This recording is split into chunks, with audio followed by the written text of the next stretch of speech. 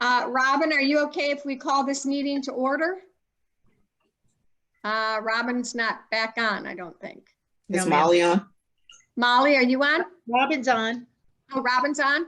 Okay. It All looks right. like her. Yeah, I can She's see frozen. you all. Can you hear me? Yes, I am. Yes, we can Yes, hear I you. am. Okay. Yeah. All right. So it is 4:30. It looks like me.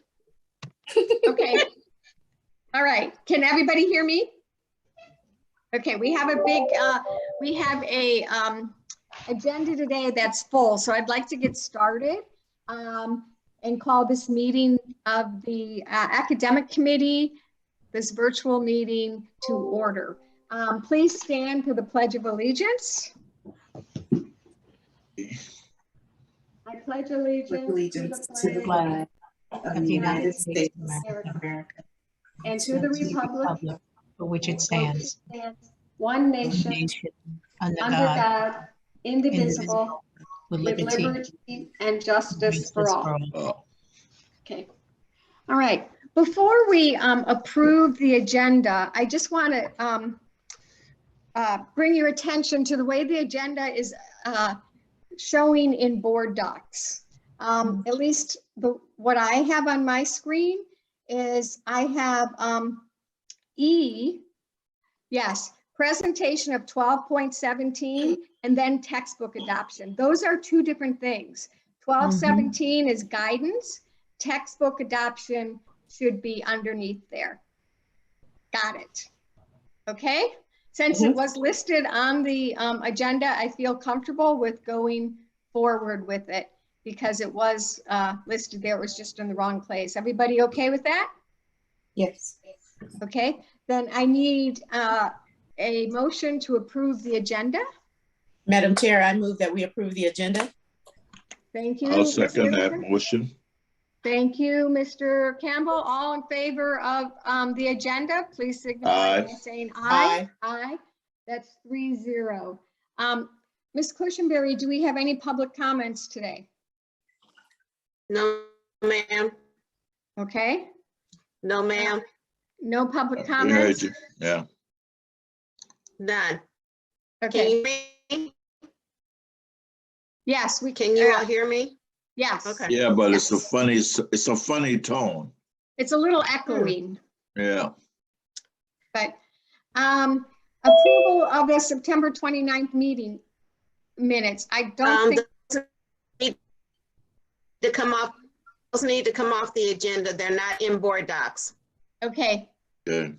So we will add those to the next agenda. Yes. Okay. Repeat what needs to be added to the next agenda? The September 29th committee meeting minutes. The because minutes they weren't listed. Yeah. the minutes weren't listed. Yeah. Okay. So the first thing on our agenda then is presentation of OE 1217. OE 1217 is ensure that each student has access to guidance services that include but are not limited to counseling, appraisal, mentoring, staff consulting, referral, and educational and career planning. That's a mouthful. So take it away, Dr. Stratos. So good afternoon, academic committee members and Madam Chair, Mrs. Robine. I'd like an opportunity prior to going forward just to bring to your attention members within our Instructional Services Division who are joining us today. For the first part presentation, it will be Karen Gilbert, our Director of Career Technical Education, as well as Jerry Henderson, who is now working within our Student Services, still under the titleship of Director of School Counseling, but she will be sharing in this presentation as well. I want to highlight that Jerry is conducting double duty this evening because she's hosting a financial aid event, I believe it's at Bluffton High School, if I'm correct, Jerry. Also, as we go further in our agenda this evening, we'll have Robert Nicholas Flowers presenting, Karen Gilbert presenting, and Karen McKinsey presenting in our textbook adoption. They'll lend specific information tied to that. This is a special funding through the state. So with that, if we can please go to the next page of the OE, page 2, Mrs. Cushenberry. We have the wrong version of the OE loaded in. Ms. Cushenberry, there was a new one sent. Yes, there was. This is not the correct one. Okay, can you give me 1 second and I'll load it back in, Robin? Okay. The connection is Okay. not good.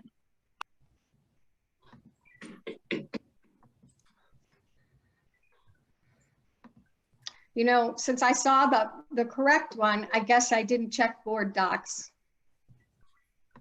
That's my fault. Ms. Molly, I'm going to go back and just reconfirm as well, because I know there was a resend, but for some reason, my computer now is not opening files, which is very strange. I know. When it rains, it pours. So give me a moment. Do not give up.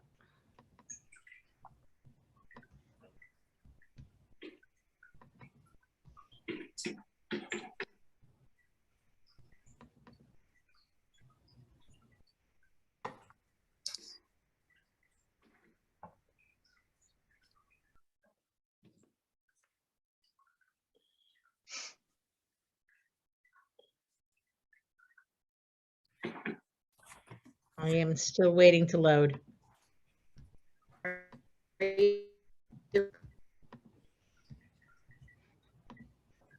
The one that Mary sent.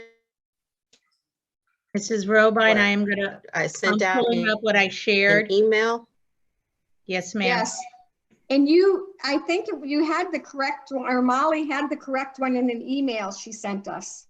Yes, she did. This email, Yeah. it says doc 16.7 megabytes. I have it open on my phone. Let's see. Well, Dr. Stratos sent that to, and Robin, you sent it out on October 30th to the academic committee. But it didn't get loaded in board docs. Okay.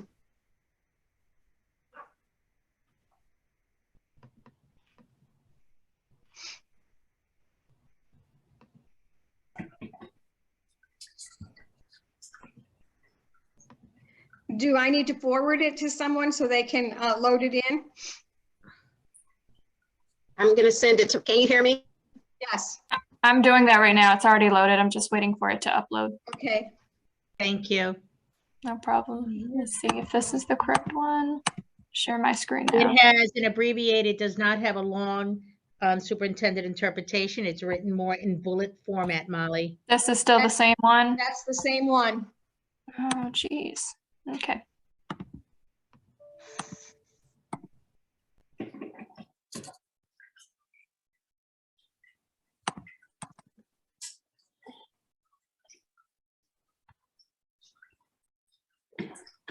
Is it Mrs. Robine?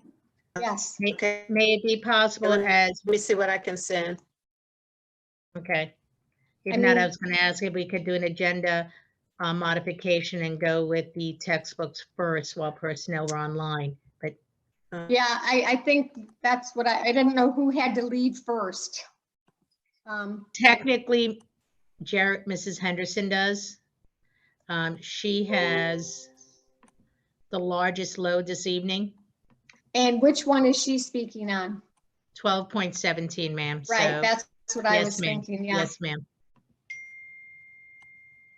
I don't think that I have that version. So if anyone has it, if you could forward it to me, I'll upload that. Okay, And Dr. Stratus, would you like for me to forward that to Molly, or do you have it? I'm trying to pull up, Karen, my Explorer. Let me try my other computer. Excuse Yes, me. ma'am. If you- I can forward it real quick to her. okay, why don't you do that then? Because I was just going back to look for mine again. I had it on my phone, but I had to go find it. So if you have it, that's great, Karen. Mrs. Gilbert, there's a confirmation, please, that on the superintendent's interpretation, it's in bullet format. And Jerry Henderson's having a hard time. I just received I the can hear text. now. I can Okay, hear yes, now, ma'am. Dr. Stratus. Okay, Yes, great. ma'am. Okay, I have your email dated 11/2/2021 at 3:07, Dr. Stratus. If you can you slide over here quickly with your laptop, Mrs. Gilbert? I'm loading up my other computer that has let me get this to Molly and I'll copy. I believe this is the correct one. I just sent it to Molly again. because I'm waiting on a second one to load. Okay. I just sent it as well.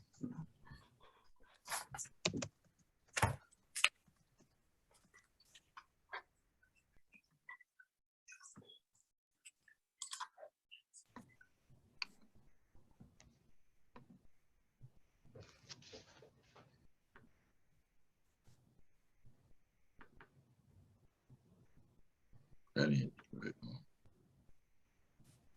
Did you get it, Molly?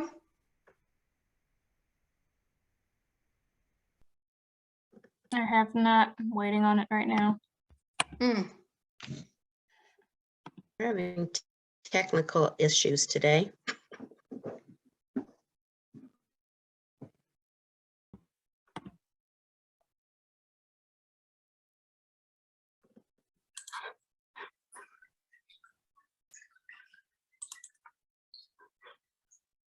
Got it.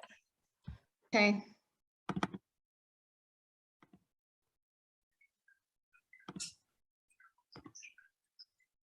I'm just loading my other computer.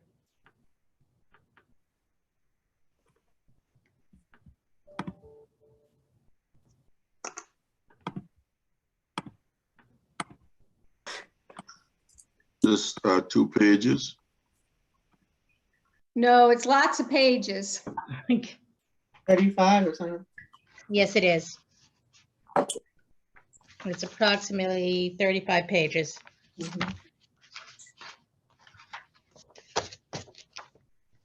Hopefully, you know, we've, Are we talking about the document that was emailed? yes. Yeah.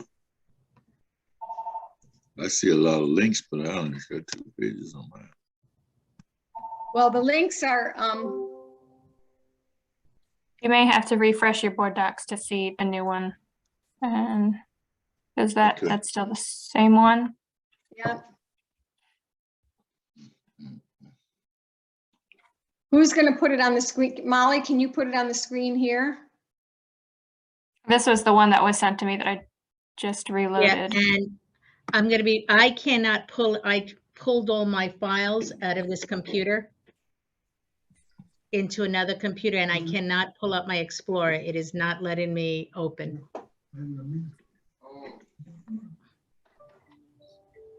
I'm going to try one more in my email. Yeah. Well, if someone can just get it on the screen. Yeah. So I believe the biggest change is the superintendent's interpretation. That is That really,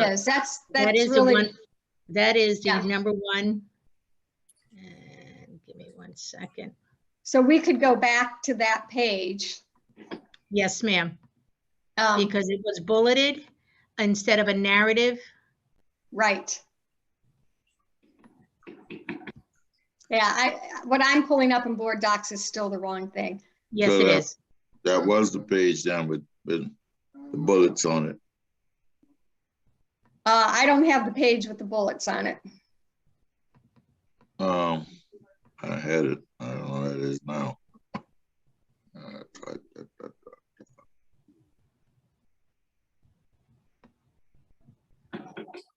Oh, this is so frustrating. Okay, why don't we, Molly, if you can keep working on that, do you think you have the one with the second page should be bullets? My committee members, if you find an email from Dr. Stratos, and it was on, and Robin sent it to us on October 30th. There were 3 attachments. And the first one is the correct one.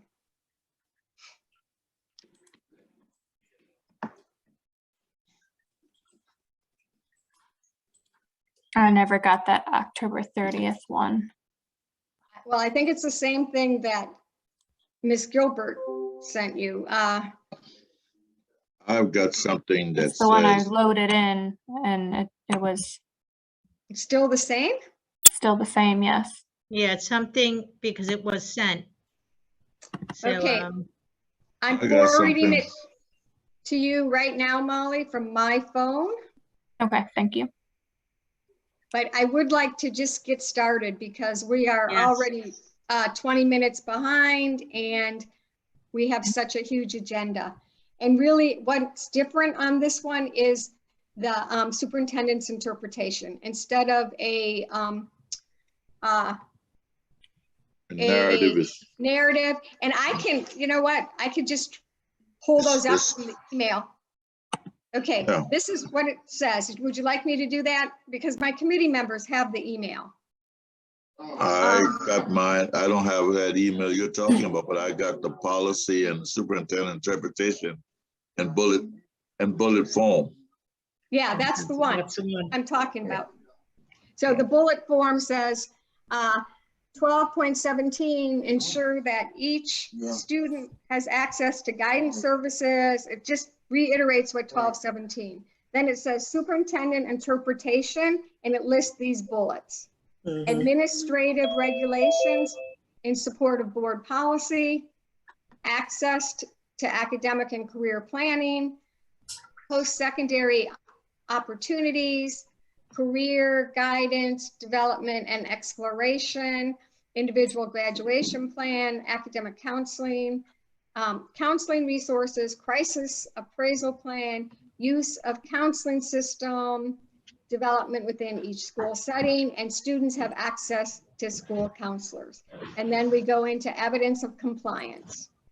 Okay, Dr. Stratos, you want to take it from there because the evidence of compliance is what is loaded in board docs. Yes, ma'am. And board members, I do apologize on the technological difficulties. Going forward onto page 3 of the operational expectation, evidence of compliance. It states following is the evidence of compliance demonstrated in OE 12.17 as described by the bullets. We start off with support documents of our administrative regulations in respect to guidance, school counseling, career development, post-secondary, but we went a little further. If you note on the start of the administrative regulations, we have one, for example, with regard to community relations that identifies the goals and priorities and objectives of us here at Beaufort County School District. There are administrative regulations within student services that lie within giving support for our students, as well as within instructional services. Excuse me, who's ever controlling the screen, can you scroll up a bit now? We're on the correct document. Thank you. Go back. Okay. Go ahead, Thank Dr. you. Stratos. Yep. Thank you, appreciate it. So I just wanted to make note that we have a variety of administrative regulations in support of this operational expectation. And due to that, we have a diverse group of people who will be presenting this afternoon. I'd like to turn the floor over to Karen Gilbert, our director, excuse me, of Career Technical Education. She'll be picking up first on Roman numeral 2, page 4. On the next set of monitoring indicators, starting with our course, thank you, our district course catalog. Mrs. Gilbert. Good evening, Ms. Robine and school board members. Thank you so much for the opportunity to share how we are supporting OE 12.7. And I'm appreciative of Dr. Stratos. She had Ms. Henderson and I together. Certainly our career and tech ed pathways would not be successful without the dedication and hard work for her counselors and the systems she's put in place. So both of us will share just some artifacts and exemplars of how we feel like we are meeting this expectation. So we can divide everything up into 3 categories. We look at, are we providing an overall guidance framework that has options for kids, pathways, scheduling, and expectations. And then the second one is, what are we using to communicate out to the public, to get information to the students and parents, whether it's via courses or digital tools and marketing materials and so on. And then the third area is, what are we doing as far as events and timelines that again help to have career awareness and career exploration via K-12. So one of the first things is, a few years ago, we wanted to make sure that there was a consistent format for parents and students to access for what is offered at the high school level. So this is a screenshot of our online high school course catalog. It is interactive. It has divided up into different sections, so a student or parent can look by content area as to the course descriptions. There is information about graduation requirements. If you go to the next slide, Molly, thank you. There's information on post-secondary and various steps. So we keep this updated. Our school levels also have school level flyers and pamphlets and information that they use specific to their course offerings, but we felt like this was important to have a consistent message. And then if you keep scrolling, please, in addition to that framework we're talking about, everything is guided by what's called the EEDA Act. It's been around for quite a while, but in essence, it just says every school district career center must have a system that allows for a student to effectively start an individual graduation plan progress. And Mrs. Henderson will speak more to that as to how it's happening on the counseling side. If you continue to scroll up to the next, yes. So I'll hit on just some of the examples that you see listed on number 3 for those bullets. So we'll go to the next one, please, Molly. So part of curriculum resources or digital resource, we're excited that we are implementing a new program called Virtual Job Shadow. And this will be targeted to the middle grades. It will be championed through career and technical education middle school courses, but it is open to all middle schools, all grade levels. So this is going to be particularly intentional because it has close to 1,000 videos that are 3 to 5 minutes a day in the life of. It has lessons attached to it. So a student can take a quick interest inventory. It populates by the 16 career clusters, which is also part of our framework for providing career exploration. Or a teacher, say if they're teaching design and modeling and they want to focus on just STEM videos and lessons that go along with that, they will have that opportunity. If you'll go to the next slide, please. In addition to the job exploration videos, there are what they call flex lessons that also cover videos on life skills, financial literacy, things that we're excited about that's going to help our middle schoolers to prepare and move into the high school for that employability soft skills credentialing that we're focusing on. So the goal is with this program that they will start with the 6th, 7th, and 8th grade.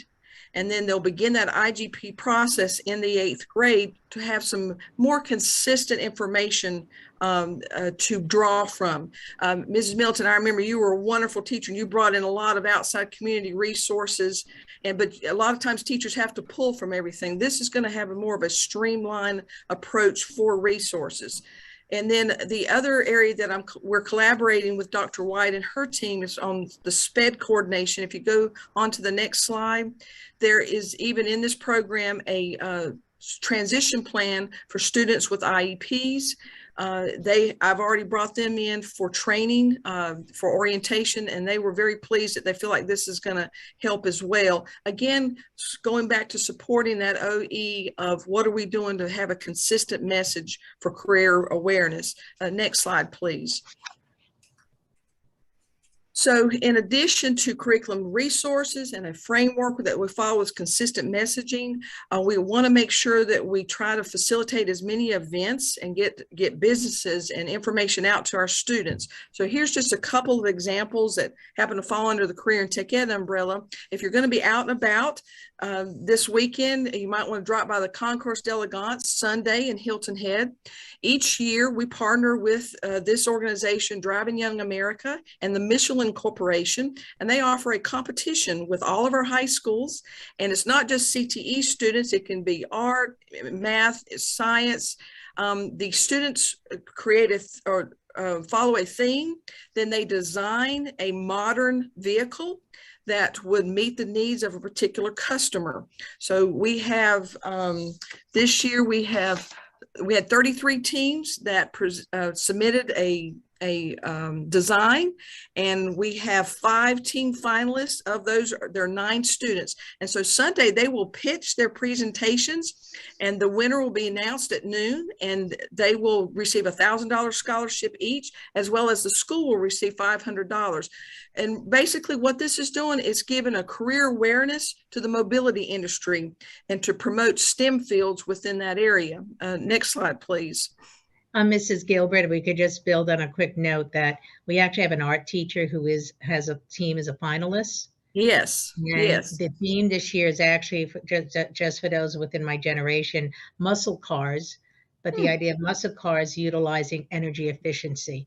And a prior winner actually designed mobility, basically a Segway taking across the water to get to Hilton Head as the quickest way from north of the Broad to south. Phenomenal student mindedness at creating this. And I apologize, Mrs. Gilbert. Thank you. No, that's good. I'm glad they had to interview someone 65 or older about a trip they took years ago and modernize and innovate that car if they took the same trip now. So it's really neat. So if you have a chance, we'll get you or definitely let you know the winners. Yes. So this is a young man. He is a graduate last year from May River High School. He's a welding student. And another way that we are meeting the needs or giving access for career exploration is through work-based learning. This young man, he did a successful internship with the Beaufort Jasper Water and Sewer Authority, as well as some other students. And because of his successful work experience, they offered him the job and he accepted. And they're so they said he's doing such a good job that they're wanting him to pursue his post-secondary education while he's working with them. So work-based learning is just another example of how we're trying to meet this OE 12.7. Next slide, please. 12.17, sorry. 17, sorry, dear. Thank you. 12.17. I was glad to be able to highlight this one. You know, there's some great things that have come out of COVID. One of them is, how do we get career awareness out to students in more of an innovative way? So we partnered with the South Carolina Commerce Department and a company called Tallow. The South Carolina Commerce Department paid for the hosting fee, and we actually held our first regional virtual career panels last spring. We will do it again this upcoming spring. We had over 950 students and teachers to participate. We focused on 5 major areas of which employers from the region were able to log in. They had a good conversation and dialogue with the students. It was a much more relaxed atmosphere rather than them coming to the gymnasium and kids milling about, which can be a good thing too with in person. But we received a lot of positive comments. Mm-hmm. For example, for the healthcare, we had the 3 top HR managers for the 3 top hospitals. That would have been tough to have gotten them otherwise had it not been in a virtual setting. The IT, we had Lockheed Martin, Hargrave, a couple of smaller IT businesses. My favorite, I think, was the South Carolina Ports Authority. I did not realize how many jobs were available. So this is a great format that we'll continue to use on down the road. And again, a way that we feel like we're being innovative after COVID to try to get the word out of careers. And then at the bottom, this will be a nice segue into what Mrs. Henderson is doing with her counselors. That 8th grade year, the career development facilitators are working with all 8th graders And they're using a resource digital tool called SCOIS that's provided by the state. And they start that formal career interest inventory. And this is just one example from Hilton Head Island Middle School of some of the overall results. Each kid receives their own individual report, and then that sets the stage for something to have to dialogue with the parents and the students as they begin to make hopefully more intentional selections for what courses they want to take in high school that's going to fit into one of those 16 career clusters. So at this time, Ms. Henderson, I'll turn it over to you for the next slide. Thank you, Mrs. Gilbert. As Mrs. Gilbert said, we have had the professional pleasure to work together for the last 7 years, and truly our job description falls over in so many areas that require us to work together, and we're very fortunate that we have had a great opportunities to expose our school counselors and career development facilitators and CTE teachers to tools that will enhance the students' growth. Again, I'll start at this point. Mrs. Gilbert shared a moment ago about work-based learning. One of her students that was at Beaufort Jasper Water Sewer Authority. We have a state guidelines for that, which is the work-based learning implementation guide, which our CDFs work closely with the CTE teachers to ensure that those students that are placed in a work environment adhere to state guidelines. Next slide, please. Can you all hear me? Yes, ma'am. Okay, next slide. IGP timeline.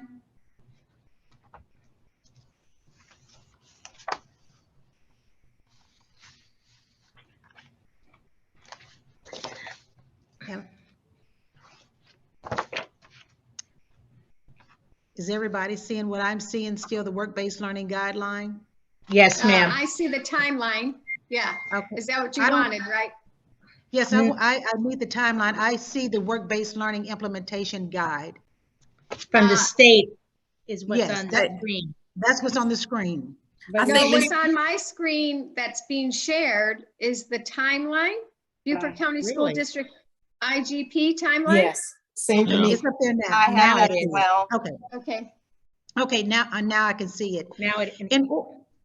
In order that we can ensure students receive their IGP in a timely fashion, because we have students that are from grade 8 through 12 that are required and mandated by the Education Economic Development Act to have a individual graduation plan meeting annually with the student, parent, or designee along with a licensed school counselor.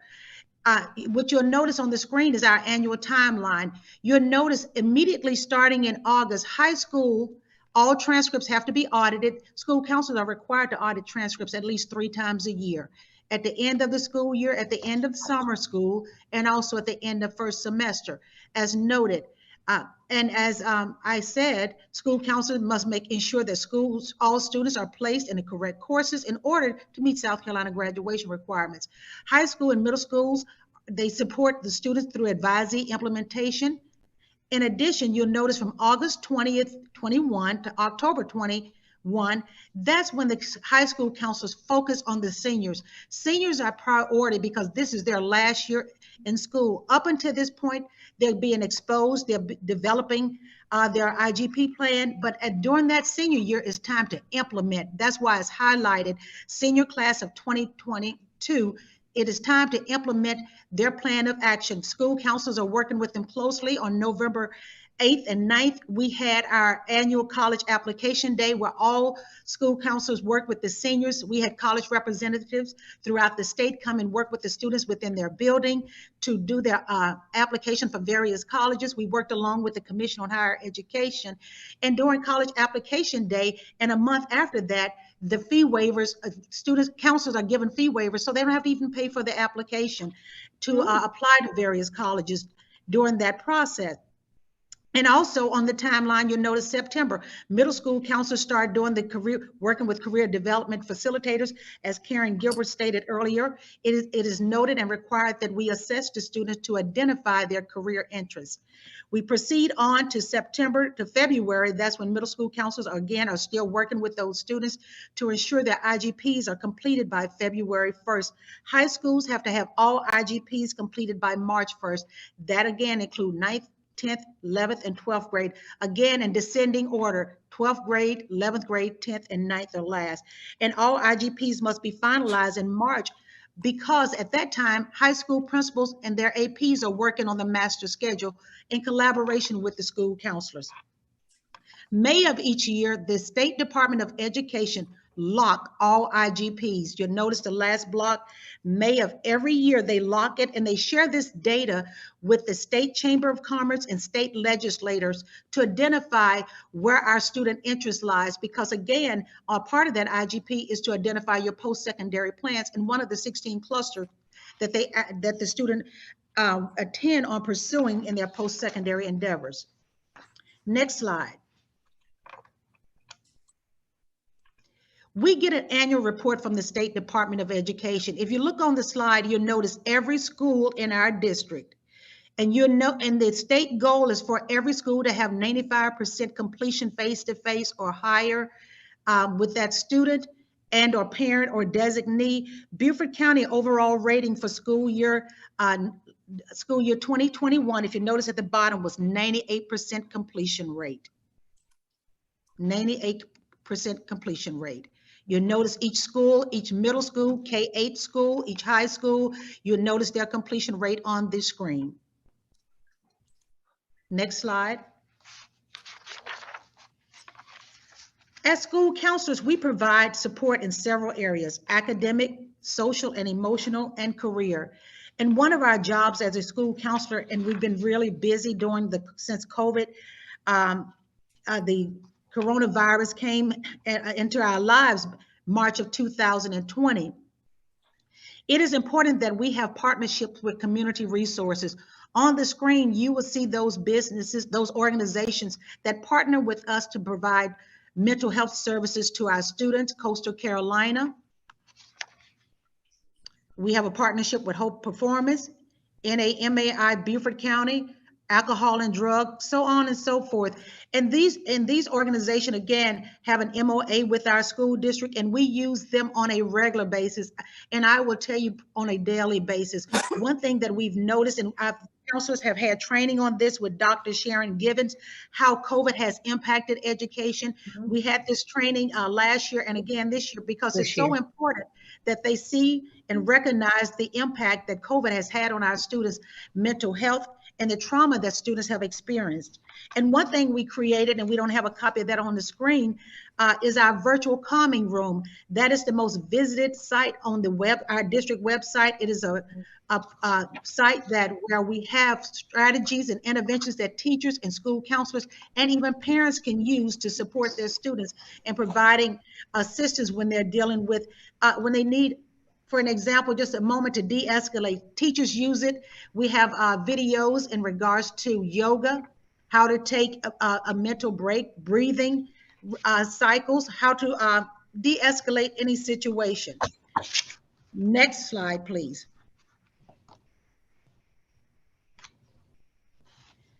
And one thing that we've experienced in our district since I've been here, and we track this also, is crisis in our school district. What is a crisis? A crisis is a death of a student or a parent in our district or an employee. And it was important years ago that we develop a crisis manual.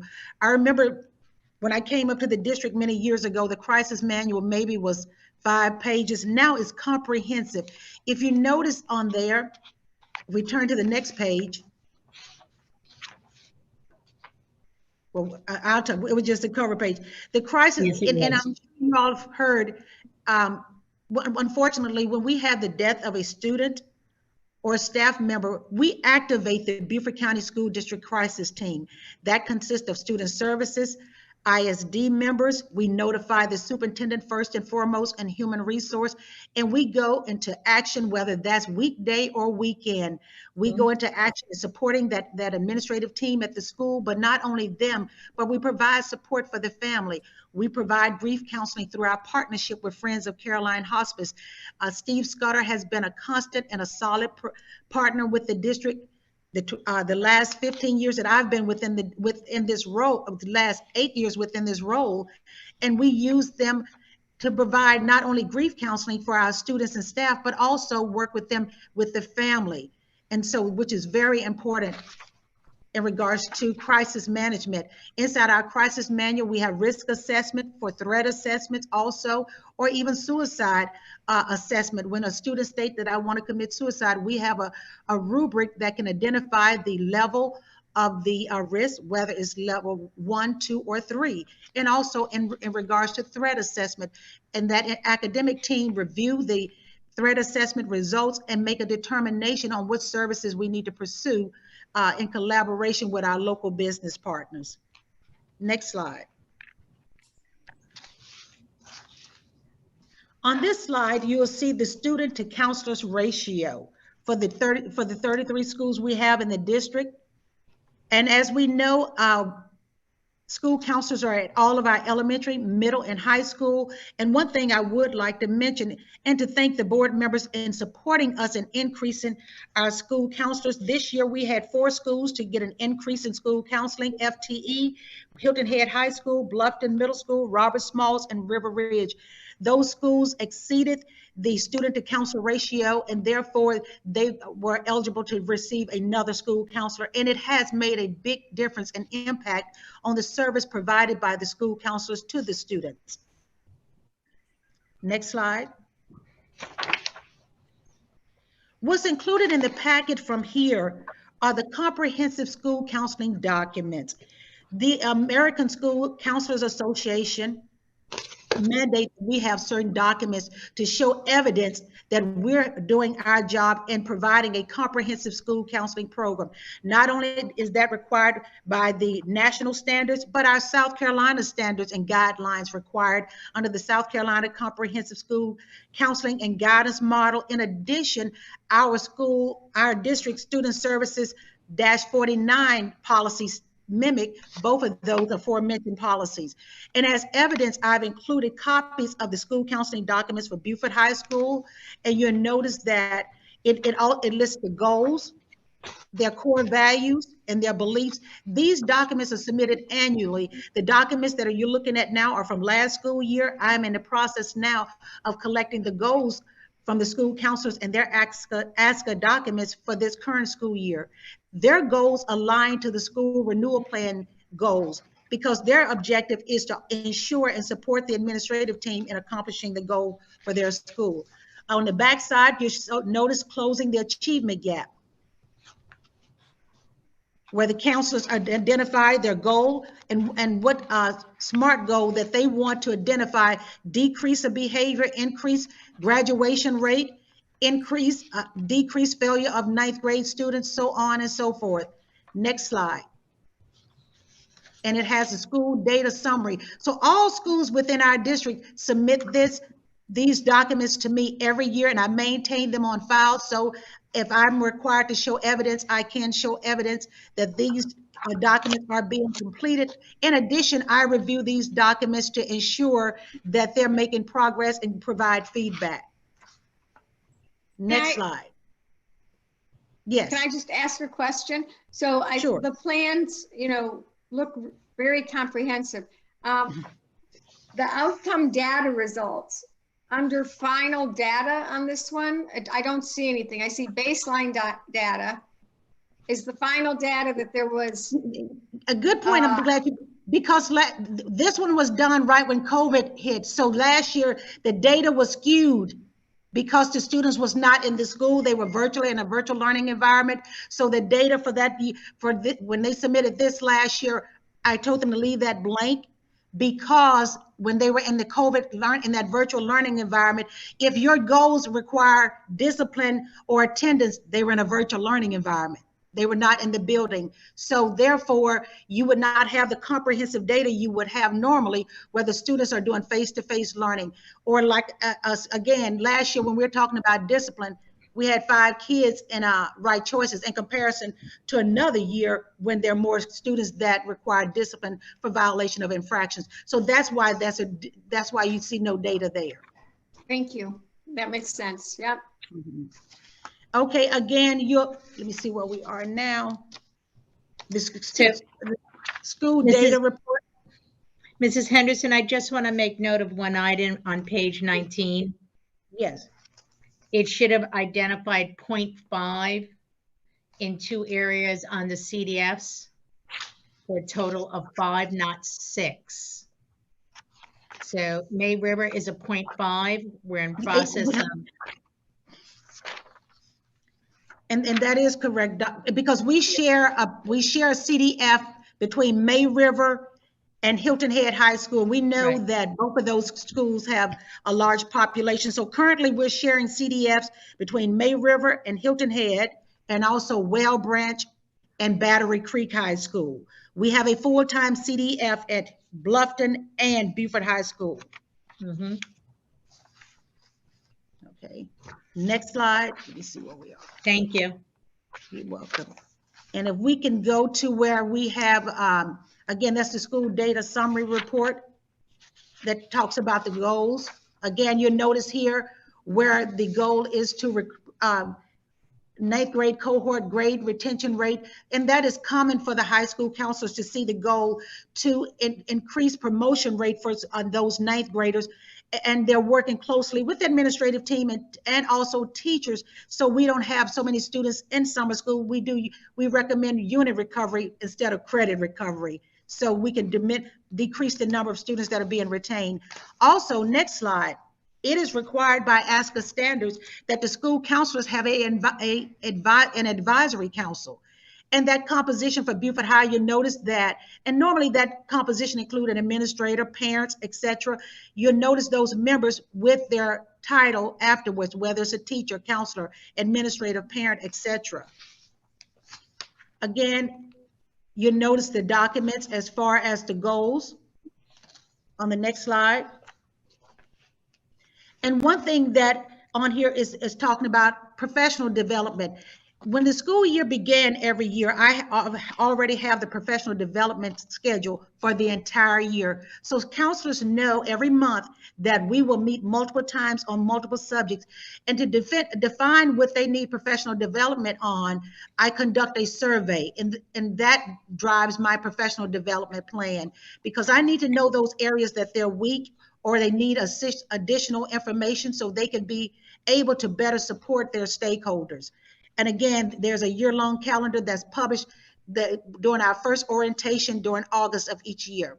Next slide. By ASCA standards, the school administrator has to sit down with the counselors and do a conference every year.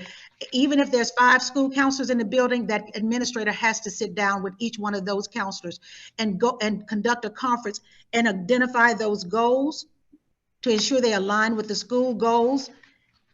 And that document has to be signed by the principal and the school counselor. Next slide. So do we monitor those to make sure they're done? Oh, yes. And as a matter of fact, all of these documents are due to me on November 30th from all schools.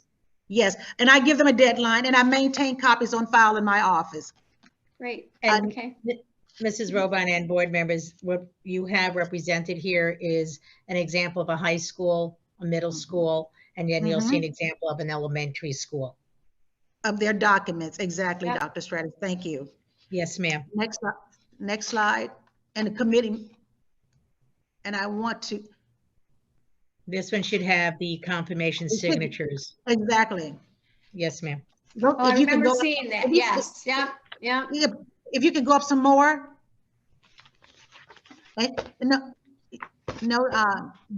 Keep going, keep going. They're the signatures right there. Right. Yep. And you'll see the Ladies Island counselor, the principal, and the date it was signed.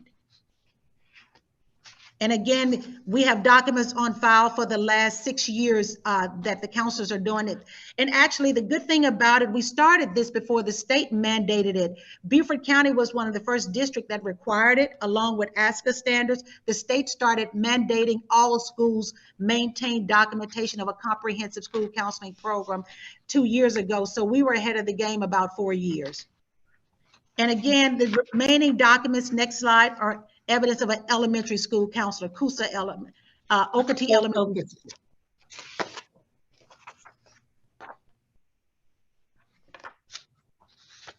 Next slide. Again, now these are evidence.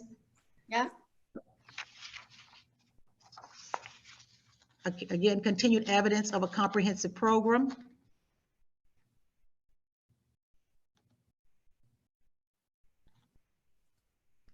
Philosophy. Next slide.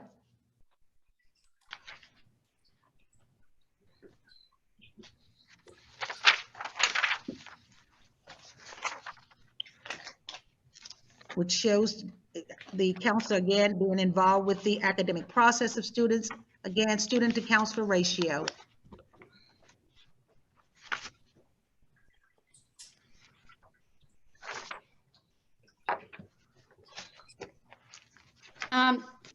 Thank you.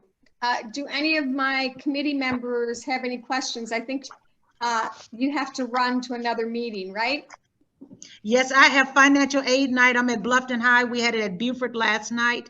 And we have representative from the State Department, the Commission on Higher Education, South Carolina Tuition Scholarships and Grants there, and also local representatives from the Low Country Foundation on the various scholarships we have, and also military representative, scholarship for military families. So we got all students and families covered, and they will be presented again here to Beaufort, Bluffton side, all high schools south of the Broad tonight, all North High School were last night. Yeah. That's awesome. Okay. Great job. Yeah, I think this presentation was great. I'm happy to see that plans are being written, but more importantly, that they're being monitored, that there's some type of follow through and communication to make sure that things are happening. Mr. Campbell or Miss Middleton, any questions before she scoots? No, I Thank think you all. the plan satisfied the superintendent's interpretation. I am concerned with the implementation of the plan for individual students, but that's for another day. Okay. All right. And I would welcome the board members whenever you all have a free time to come spend a day with us, a day in the life of a counselor, and we can see exactly what they do. But anytime you would like to do that, I would definitely like to invite you all over to spend some time with us. Well, I know you work hard. I'm not dismissing that. I just, with all these things in place, students, the bottom line is students still have to be served. Of course. These things have to become an effective tool for the student for the 4 years of graduation. That IGP just can't be a document that's supposed to be living, but it's really dead.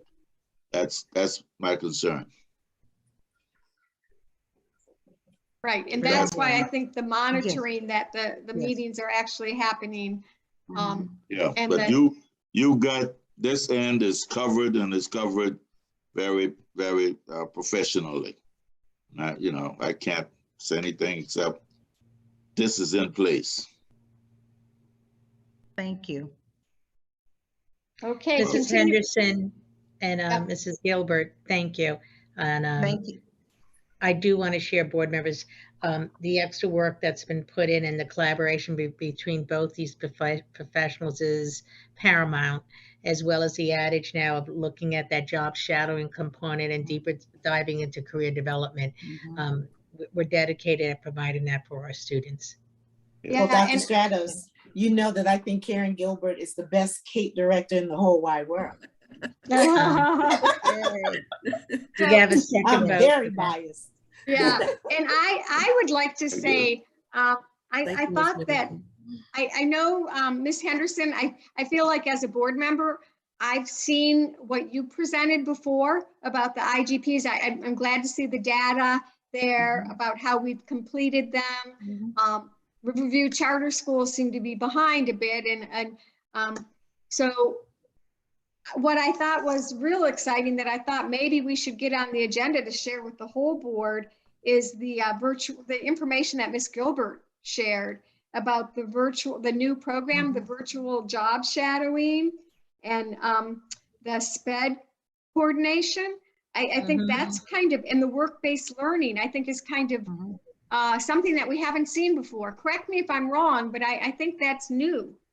Yes, it Yes, is. yes, ma'am. And maybe toward, give us a month or month or two to get actual students on and utilizing it. So maybe in the spring, we'd be able to have some good data to show for the utilization of it, along with Dr. White and her team. Great. So we'll make a note to get you on a board agenda. Mr. Campbell, you're an officer. We'll work on that. So, okay. Are we finished with 12, 17, or is there more? I think we're done, correct? Yes, ma'am. We've closed Okay. out 1217 with the provided evidence, ma'am. Okay. Thank you, so- Mrs. Henderson. You're doing a wonderful job. That's, Yeah. that's. Thank you, and have a good Thank- evening. Yeah. You It's a do the same. takeoff, yes. At this point from my committee members, we need to have a motion to put this on the consent agenda, the acceptance. Okay, I move that we put OE 12.17 on the consent agenda as being approved as accepted, I think. is- interpretation, yeah. accepted, Yeah. well, Okay. interpretation. I All right. second that motion. All right, let's vote. Everyone, any discussion? I I have a totally question. agree. Can you hear Okay. me? I have Yeah. a question. Yeah. Motion to put OE 1217 on consent agenda, correct? Correct. Right. Yep. Got it. Okay. Any other comments? All in favor, say aye. Aye. Aye. Excellent. Moving right along. Okay. So Dr. once Stratus. Once again, board members and Mrs. Cushenberry and Molly, thank you very much for the tech glitch. If we can pull up the PowerPoint presentation for textbook special adoption. Okay, let me go. Give me a second.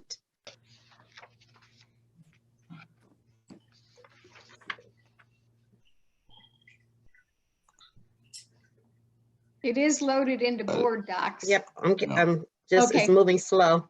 It Okay. is.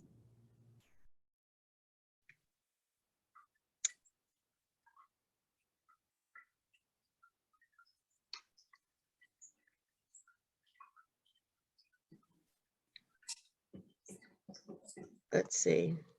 As the PowerPoint is being loaded, what I would like to share to our board members and our audience, this special adoption is a result of the state having additional funding. So it is something that came in on, and I'll be very Molly, did you direct, grab it? on early September. You have X amount of time to make this happen. We have extra money that left over from the CARES Act to help with textbooks in areas that have not been adopted. Career technical education, world language, health and physical education are three, as well as the fine arts.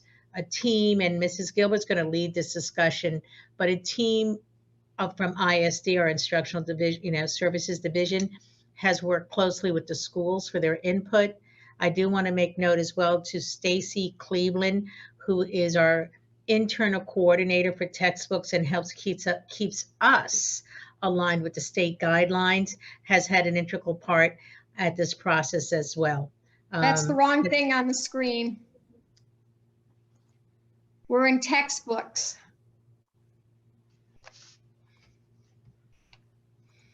If you go to board docs right now, Mm-hmm. Molly, I'll resend it to you if you want. it's No, loaded. It's Robin.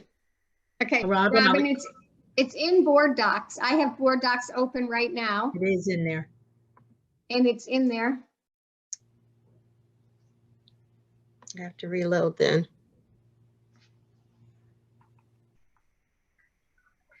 So as the presentation is being reloaded, once again, I'd like to bring Okay. forward Karen Gilbert. Let's see.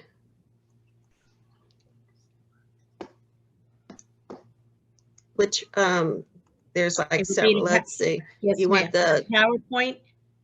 got it, let's see. The other documents are support documentation to give evidence of compliance to state guidelines.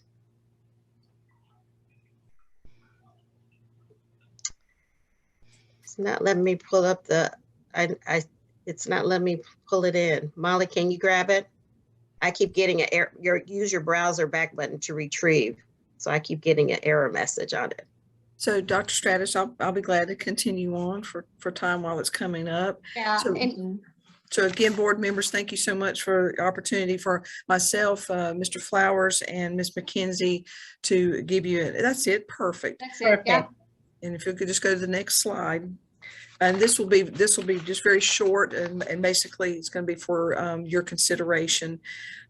So obviously, for effective instruction to occur, we want to make sure that our resources that are out there, that they align to our standards-based instruction, i.e. we want this to drive our textbook selection. So you have, as Dr. Stratus mentioned, there's 2 supplemental forms out there just for your reference. There's our district's IS 36 regulation that covers the processes for textbook selection, as well as you have the form for the State Board of Education of how they handle an adoption cycle if we have questions on that. We did want to make note that it's not just your good old printed textbooks anymore. It's also when teachers look at these materials, it's more of a modernized textbook selection because it can include ebooks. A lot of our career and tech ed teachers prefer that to the printed copy. It can be the supplemental instructional materials that go with it, or it can be a bundle that they prefer to select with a printed copy as well as a digital resource. And then you may note as you look at the list that we have for you tonight for consideration, because as Dr. Stratus mentioned of a special adoption, if they had already adopted the book last year, but the funding wasn't there, then the teachers could go ahead and place their pre-orders and would not have to go through the adoption process again. Next slide, please. And the next slide just goes over basically what Dr. Stratus mentioned as a 3-step process. Mrs. Stacy Cleveland, when she's a liaison to the state, and when she gets the information, she sends it out to everyone along with a timeline. And then my colleagues, we also send out reminders to our teachers if they have questions. Like I send out links to help the teachers to find it quickly. In times past prior to COVID, the state would send caravans. We've not had an opportunity to do that this year, but so they are able to access samples via the internet. Then if they have more than one teacher for that particular course that's up for adoption, they come to a school's consensus, they send a standard ISD form to us, and then the next steps are that we compile that, hence the list that you have that we are presenting to you tonight for adoption. If you'll go to the next slide, please. And as Dr. Stratus mentioned, we're calling this special adoption. I give Mr. Flowers credit for that because that was good to separate it out, because with the added funding at the state level, you'll see we actually have 26 titles for career and tech ed, because in the past it would be selected or adopted at the state level, but not funded. So I'm excited that they have the additional funding now for that many titles as well. So at this time, we won't hit every one of them. We'll just hit some of the highlights. So I believe it's the next slide. That would be you, Mr. Flowers. Yes, so for the elementary side of it, we will be updating and adopting our Chinese immersion programs and our Spanish, and then also our health. So the Chinese and Spanish, they are the same materials, just the new adoption pieces of them, and then health will be added then. And then on the elementary side of it, they're also adding music, but we are lumping those in with the fine arts. That will be on the next slide from Ms. McKenzie. Hello, and thank you, Mr. Flowers. Yes, we are excited about fine arts. I think this is one of the joys of my fine arts teachers this year. The main difference here between these two is the first one is a visual arts and its art areas, K through 12. The second one is also visual and performance, but this is our music component. So we have a lot of very excited academic arts teachers about having these materials. I know that Ms. Gilbert mentioned earlier that they're often adopted, they're rarely funded. So to have both is a true special occasion. You can go to the next slide.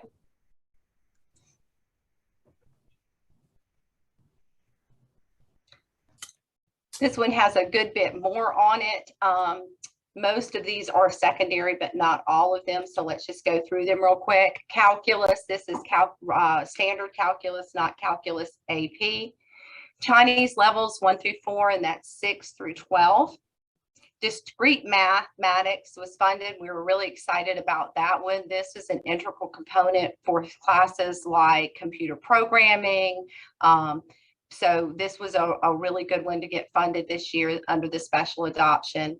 Health 6 through 8.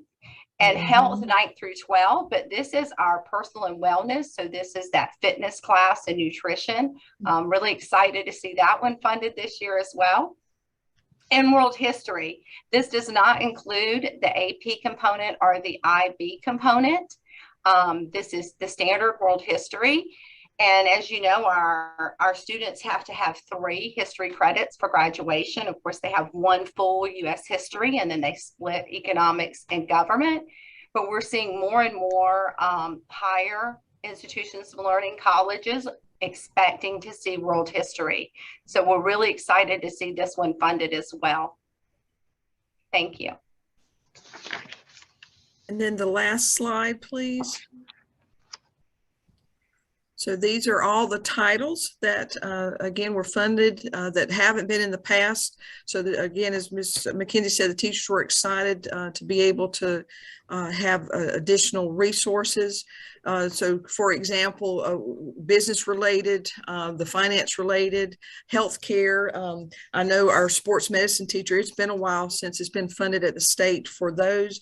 So they were glad to have, in particular, the role of the athletic trainer in sports medicine for that level 3 course. For the intro to culinary, our 2 chefs, they were glad to see they selected a company that's on your list called Savas for the intro and the culinary 1 to give kids a good understanding, get them prepared for the Serve Safe exam. And then culinary 2, the textbook they selected for that goes into a little more of how do you manage a restaurant and what all is involved with the business side. So again, just some more options this year. I've always tried to supplement with digital resources, but this will give them the ebooks as well as the printed copies that they would want. Also on the list that's not been there in the past are our middle school exploratory. So financial literacy is up for adoption. So you'll see the title on the list there. That was selected for by National Geographic Cengage called Personal Financial Literacy. And then our intro to career clusters. Again, that had not been funded in the past. And so they selected exploring careers for the 21st century. So not only will they be able to have a textbook ebook, then if you add the supplement of the virtual job shadow program, we feel really good about moving into this school year for to support the standards for that. So on the next slide, we just have a list. There are 2 that Ms. Cleveland compiled for you. One says career and technical education, special adoption for state books, and the other one says for the academic side. So we put that for your consideration. Any questions? So I have a question. All of these books have been vetted by the state and are on the state approved list, correct? Yes, ma'am, correct. Okay. And the teachers have had an opportunity to see these books and say yay or nay that we like them, correct? Okay. Yes. And it costs us nothing, correct? Correct. Sounds like Absolutely nothing. okay. Angela or Mel, have you any questions? Yeah, I point out that teachers help select these books too. And, you know, they kind of vet, sometimes there are choices. They kind of vet it down to the selection group and have input to at the school level and state level. Sometimes there are more than one choices. So yeah, I think, I don't know what we do at the district level in terms of how we finally decide. But I think each of those schools have some input on what they want, you know, and it might not be the same health book from one school to the next. But I think, I'm sure Dr. Stratus telling us now the district make the final decision. Is that correct? So actually, I wanted us, if we could pull up, it is one of the documents, it gives the list of the books that we have landed on. We have actually landed on, it may be that or that may be the AR. Go to the cover sheet request. Thank you. It's the next one. It's not that one. It's the list. But there you go. That's it. That's one of them. Yes. Yep. So this is one of the lists. So it shows where the teachers and schools landed. They actually landed on same books for consistency. And I have to share with regard to health, one of the books we had looked at earlier at the middle school is the exact book that landed, because we were going to go ahead and try to find the funding. It was going to cost $86,000 just to be able to handle 4 of the schools, not 8. And the state actually put it on the adoption list, and we're able to get those books now for free.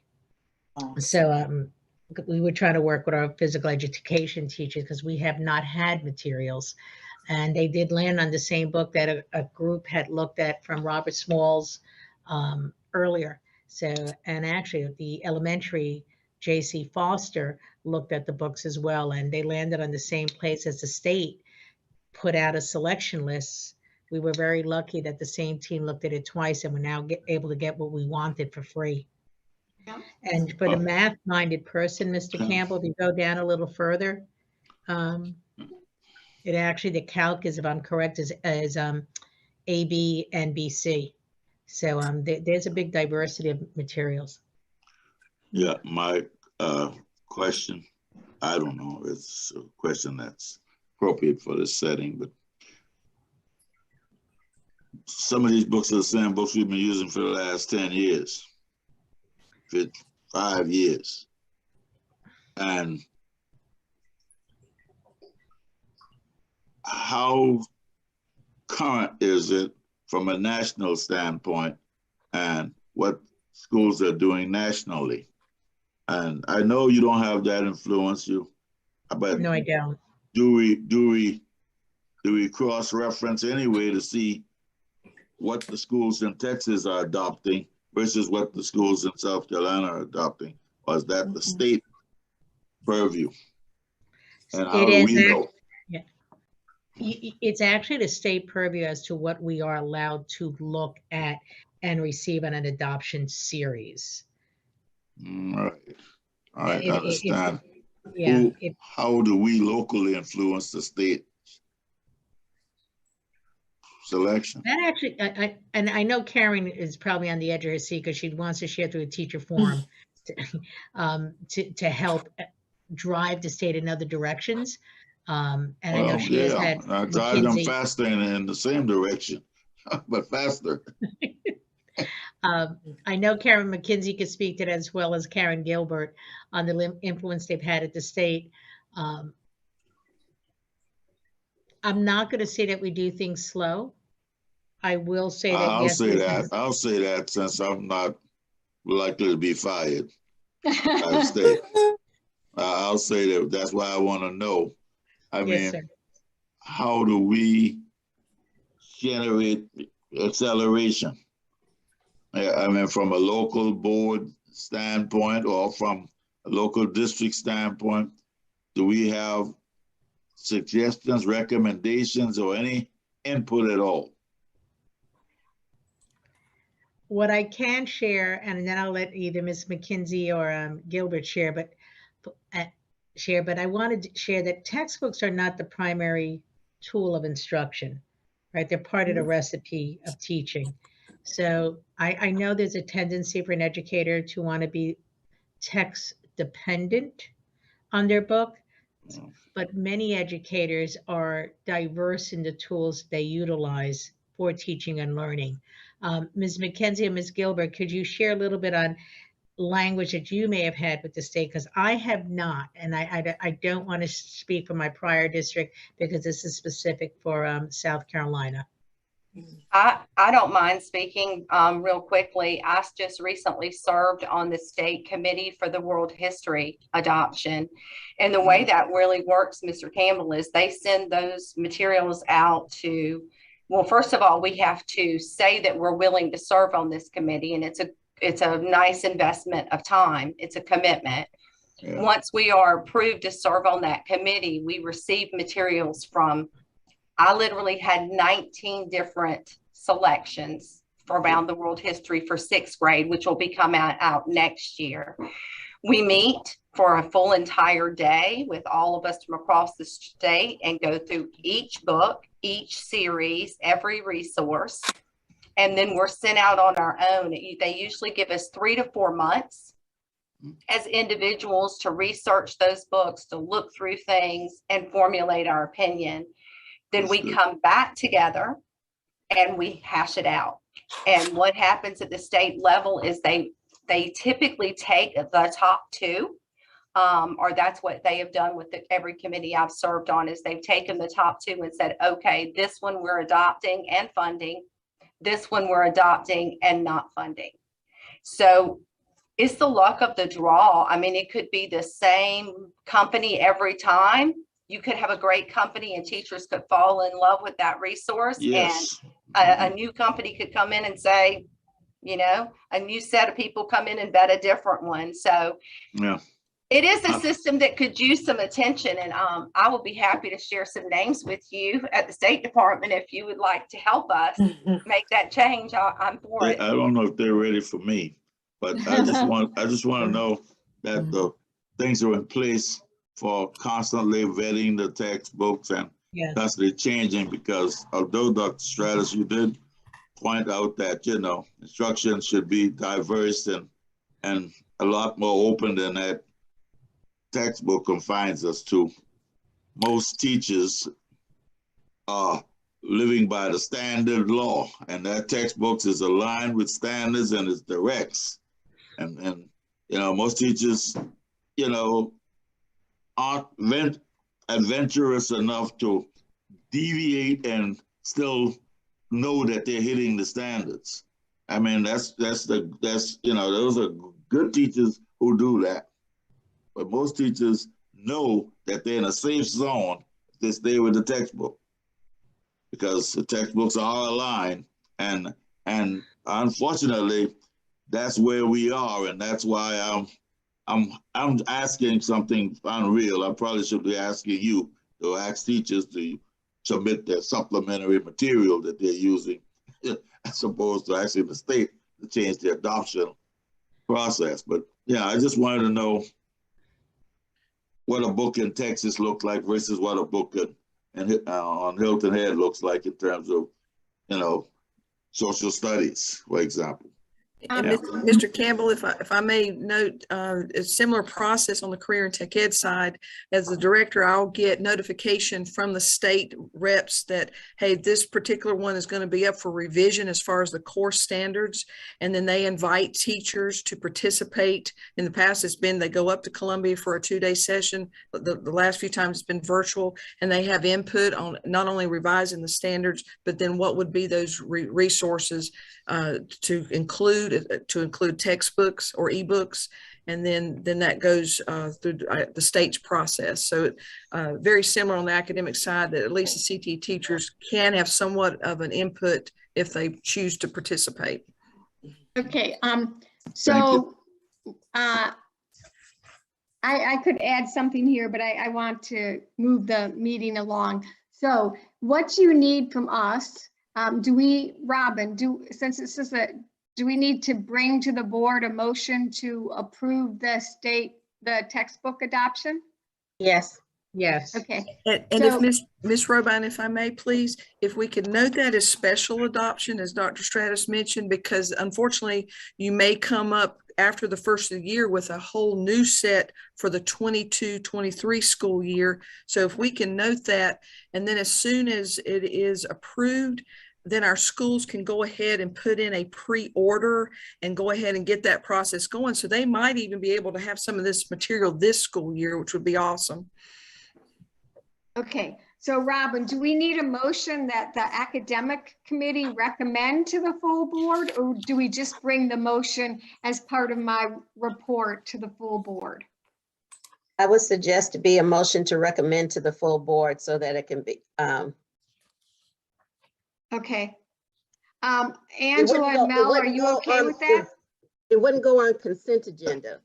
No, this would not go on No, consent board agenda. Right. Right. So It'd we be can board vote on it. action. Yeah, can I ask this question? So we can Yeah. vote on this during your committee report? This would During- be the motion that you would Yes. present during the committee? Yes. Okay, Yes. That's what Okay, she's good. talking about. Yeah, but I think okay. so, usually sometimes they'll say, how many members of the committee were in favor of this motion? Yeah, We've gotten that. 3-0. Okay, got That's it. And Three you, oh. and give me the motion so I can put the actual motion on the agenda, because that's Yes, what, I- that's. I will that's- do that. And it's gonna Okay. say, I'll work with Dr. Stratos to get the correct words, so Correct. make sure we include special adoption, okay? You have Somebody William have their and, hand- somebody have their Earl's hands up. Oh, okay. Who's got their hand up? Sorry. Earl and William. Earl, Okay, go ahead. Earl? Okay, my question is, I think someone mentioned about rural history. Who is that the State Department committee to approve that, or who's approved that? Yes, I'll let Dr. Stratos, but yes, it's coming from the State Department. yeah. And do board members get a chance to look at that? Actually, the recommendations have come up through the educators. The process we have in place, Mr. Campbell, has not opened it up for board members of review of the material, only for their approval of the listing recommendation from the schools. I understand what your question is, sir. Oh, yes, ma'am. I recognize. Yes, sir. Okay, thank you. Yes, sir. Mr. Smith? My question was along the line of with these books that we're getting, we don't have anything we don't have anything in the district that equals any of these books that we're ordering, do we? So, Mr. Smith, these are adopted materials that we have not had in a significant period of time. And I'll give you a case in point. English language arts has not had a state adoption since 2011. We're hoping that we can have Melissa Murray from my seat here at the district. I have the opportunity of recommending directors or coordinators to these adoption committees. I'm hoping that when that listing comes down, I could recommend Ms. Murray. I have recommended a coordinator, Nikki Turnbach, for the math. So no, we have not had, I've been here in the district 2 years. Both McKinsey and Gilbert could speak to more of the language. We've only had one adoption when I arrived here, and that was for elementary math, sir. And that's within 2 years. Wow. Okay. And also all these books will be basically used the same in every school at every level. When you say the same, and it was something that I wanted to add to that, it's a great point from yourself, and it builds on what Mr. Campbell had asked. South Carolina recognizes that teachers are diverse, and Ms. Gilbert brought that up a little bit, that some teachers are looking more for an electronic platform for delivery of their resources, and they've developed what's called the SC Lore. It's an electronic repository of materials, resources aligned with our state standards. We have started rolling out professional development to our educators. We know that that is like a mind shift over the years in order to get more of our educators to be diverse at what they're pulling. I have to make recognition that SC Law, which is open platform for yourself to look at as well at the state site, is phenomenal what the state is working at. They recognize that we need more diversity and resource tools. So when you say being used the same, I may teach the same standard a little different than you, but I will have the same access as you. Got you. And Yes, sir. my last question, I just want to make sure that we're just not adding, we're not overloading the menu. That this is definitely something that we need moving forward. I think I will let my team members speak to that because they were a little passionate about the excitement of it. So teachers have been thrilled and they're truly looking forward to these. Okay. Good, thank you. Appreciate it. Thank you, sir. Okay. All right. So let's move on and we will go to the next item on the agenda, OE 13.2 to 13.7. So, Mrs. Roban, I had prepared to have Dr. Campbell assist on the presentation of these next two OEs. I thought we would drive longer into the evening, so she is not with us this evening. So I will start the OE process. I do apologize on whom I was going to have present is not available at this time. Okay, well, why don't you give it a go? And then we'll, you know, let's see. Yeah, go ahead. All right, I'm familiar with the documentation. So Yep. If we could, thank you, Robin. If we could, you'll see it's a similar format. OE 13 has predominantly about discipline. The superintendent shall establish consistently enforce discipline policies to maintain a safe and effective environment for all students. This OE goes into two parts of what the superintendent shall and shall not do. If we proceed into the next page, please. We recognize that they are administrative regulations, once again, in support from a diverse group of our divisions here at the district level, from human resources, of our expectation from Title IX on treatment of students, ethics for our employees, staff conduct, staff ethics, drug and alcohol usage, tobacco-free schools.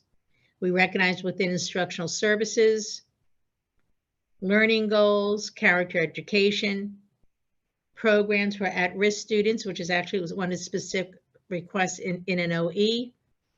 And then we land within the administrative regulations and student services. Can you go to page 4?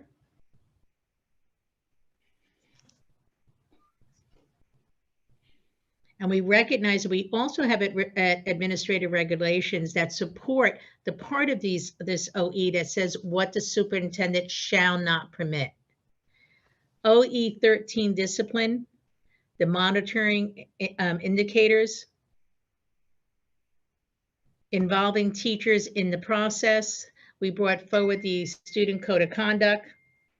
If you could scroll down, Mrs. Cushenberry.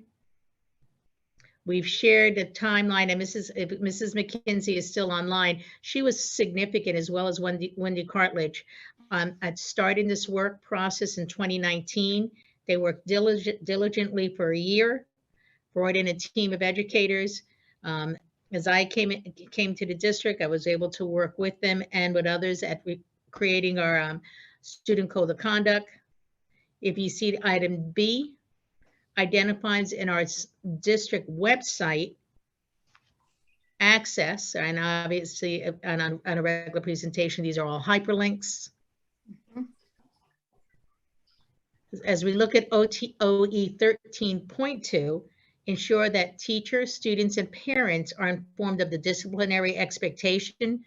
Our administrative regulations are live within our district websites.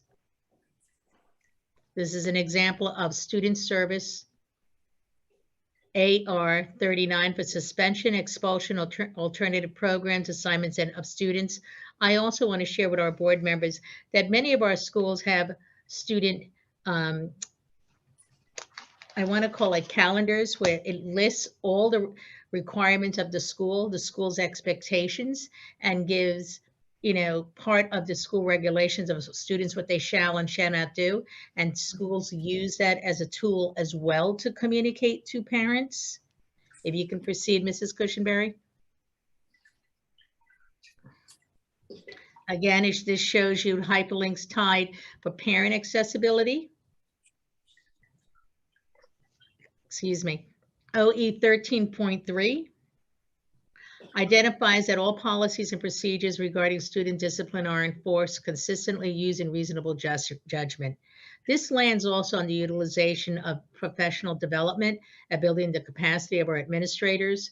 This gives you an example of a PD that was conducted actually recently this year that had a large segment of discipline, but we also start the academic school year, what I call preschool in August, reiterating, and during the year as we have updates or changes, that information is shared out to the principals first and then to the assistant principals. As well, in the loop, we keep our school counselor, Jerry Henderson, stays very much involved in the communication process. Next page, please. This is another example of a professional development that was provided through instructional services, opening of the school year. It gives you a highlight of some of the sessions. Those are identified in yellow. Again, student support services and professional development was provided earlier this year. We try to target our groups. Some of this was face-to-face, some was virtual. The segment 0.4 of this operational expectation is to inform the board. We had that recently what an AR at Hilton had, but this is an update of the student code of conduct of when modifications were made. Thank you, Mrs. Cushenberry. 13.5, make sure that all personnel follow the policy guidelines, including notifying parents in a reasonable time of any disciplinary hearings. This is supported by the instructional services, the AR. It provides information on at-risk students. If you go to Alpha B, thank you. This is a handbook that is also available for our parents for right choices. And I believe Alpha C should have an parent notification letter. We redacted information so we could not put any identifiers, but this is the immediate letter that is generated with regard to a suspension. And I want to add in a process that we do at the district level. As we go through the academic school year, when we had student services within our division, we monthly monitored discipline. I like to share that because from my seat monitoring it, we would have conversations with school sites. There's an expectation, I believe Dr. White will be following that manner as well. And within Performance Matters and Power School, both of those software programs have a feature that when you first sign in, you can monitor everything from school site, run reports in Performance Matters now down to the classroom on discipline. Next page, please, Mrs. Cushenberry. Thank you. 13.6 ensures the enforcement of discipline policy will be consistent across the district and schools.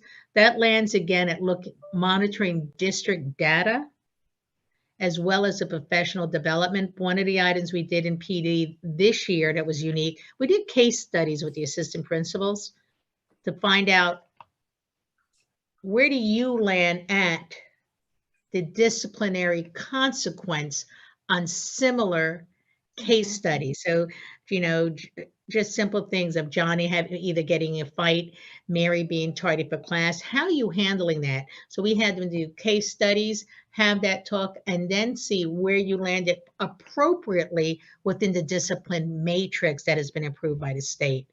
Go ahead, Mrs. Cushenberry. Alpha B, Again, provides you professional development that we have conducted.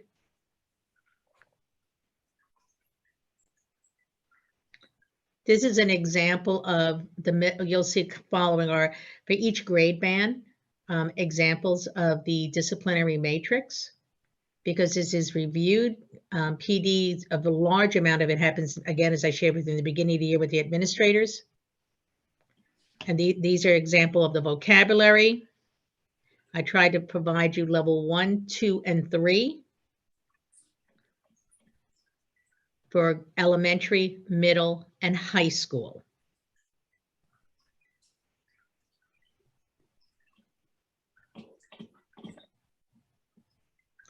This was a unique one, and this was a point where Dr. Campbell would have expanded a little more. So when you're looking at data, well, it's not only looking at the data, but what are we doing with it, and how are we really getting a better analysis of what is the root cause of the problems that we're seeing this result of that is being exacerbated with discipline. So one of the things that we're developing our APs to do more is really analyzing the why, looking at the trends. Am I seeing certain behaviors happening at 3:10 more than I'm seeing them at 12 o'clock? Am I seeing them at 9:07? And as such, when you're looking at that, but what really is happening with the children at those time spans, root cause analysis is what we're trying to get our APs to look at information in that manner. If you can go ahead, Mrs. Cushenberry. OE 13.7 is the implementation of strategies to improve discipline and reduce incidents. This is, you're going to see, is a collaboration with community. This is working with COSA. And you heard part of this in the presentation from Mrs. Henderson. This was an agenda from a meeting. Please proceed. Thank you. And you heard Mrs. Henderson refer to the virtual calming room. Yes, it is a tool that's used actually for our adults, but it's also a tool used for the students. And she shared with you that it is our greatest, it gets the most hits on our webpage. So I did want to share this with you as well. She shared with you that yoga.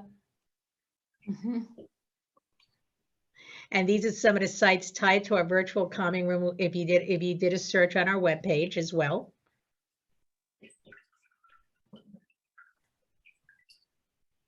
Then we have our work with MTSS, a multi-tiered system of support. We have had our key person who manages MTSS has just returned to us to the district. We have had people filling in. And I see Mr. Campbell has his hand up, so I do want to pause. Okay. I can't see any. I thought you were close to the end. I just put I'm it up. almost there. Yes, sir. Okay. Okay, so when you get to the end, I want to ask a question. Yes, sir. Make a comment, whatever. Yes, sir. So, I do want to share on the MTSS report. I do see a trend that in the past was one school in particular had no MTSS. Well, they've had one, but I do want to, actually there are two. I do want to recognize that we have been monitoring. We had 5 schools in the past that were not completing and closing out their reports in a timely manner. And now we are going to have to work, well, our next division will have to work with 2 specifically. You proceed, Mrs. Cushenberry. These are behavior management specialists. Last year and this year is the first installment that we really put in energy at professional development. We conducted a 3-day training last year on restorative justice. This year we opened a 2-day institute in working with other interventionists. So I had a consultant come in from North Philly and a social worker from North Philadelphia to work with our social workers as well as our BMS this summer. They had, actually it was a 3-day institute before our principals went into their institute. Proceed, please. This is an example of some school site interventions that are utilized by our behavior management specialists.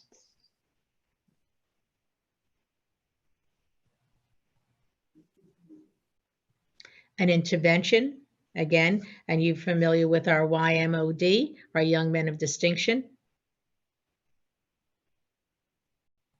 And then the next segment, it will show you the part of the OE identifying what the superintendent shall not allow. Student behaviors that disrupt learning, to include those listed in the Safe Schools. You know, one of the things that district initiative is recently we did was a unity day of us being together as one, focusing that it is a learning environment. If I could bring back that trusted belief that our schools are sacred, I also believe we'll have a stronger result in academics. Next slide. Safe Schools Act that is available through the Beaufort County School District website. It is also part of administrative regulations that employees are to follow. The next two segments of the OE again are identified as what the superintendent shall not permit. OE 13.A.2 identifies the use of drugs and alcohols by students. We have administrative regulation that is very specific to this.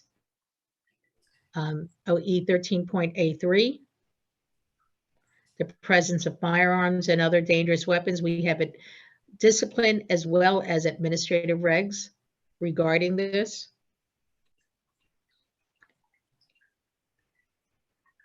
Any form of intimidation and bullying and violence is identified as a shall not. Again, I utilize the Unity Day as a point of evidence. Use of tobacco products by students and adult, that falls within two administrative regulations out of Human Resources, as well as our discipline student code of conduct.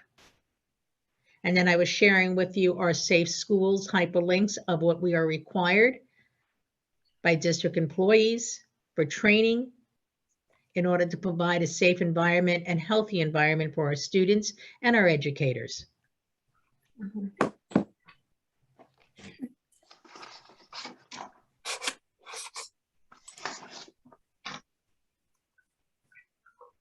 And this last page will conclude the presentation on OE Operational Expectation 13. Okay, Mr. Campbell. Yeah, my question, I think you did touch bases with some of it at the end there. It's, I think 13.7 is the OE. And I think, what's the category? 13.7 says some of strategies, I believe, right? Implement intervention strategies to improve discipline and reduce incidents. Yeah, true. Okay, and some of the things you mentioned are, you know, templated stuff. I mean, bring in agencies and et cetera, et cetera, et cetera. But you didn't put anything in there that, in my mind, was school-based classroom strategies. Is that intentional? Or because you wanted to, I mean, I quote your word is grow the professional capacity. So yes, sir. No, go ahead, sir. I apologize. Because some, you know, and you know, some of the strategies there are, it's like Band-Aid to a bigger problem. And my, you know, to I don't use a better word, but I mean, all due respect, I know teachers, I've taught for 40 years, so I know teachers need that downtime and need that room, whatever you call that room. But the calming room, yes, the calming room. The calming room. I mean, okay, we're gonna need more calming room unless we dig to some of the root of the problems. And I'm saying the strategies, I think, you know, sometimes the strategies have to include the teachers and the techniques and the culture that they're dealing with on a daily basis. And I don't see that you had anything that really covers that. I mean, the behavior management deal with a child, but on-site strategies that's gonna help that teacher make it through the day. I didn't see anything in that particular, the interpretation in that direction. And maybe I'm looking at it too finite. I just want to point out that's what I'm looking at when I see strategies. I see the agencies and all that. That's great, but those not strategies that are gonna fix that problem. Those strategies that might fix individual entities, but overall, I don't know if the teacher gonna feel any better because you tell me one kid is going to get outside help. I need to know what I'm doing right, what I'm doing wrong. Give me some hands-on strategies. And that's what I'm saying. And I don't know, PD you didn't say anything about PDs in that section though, right?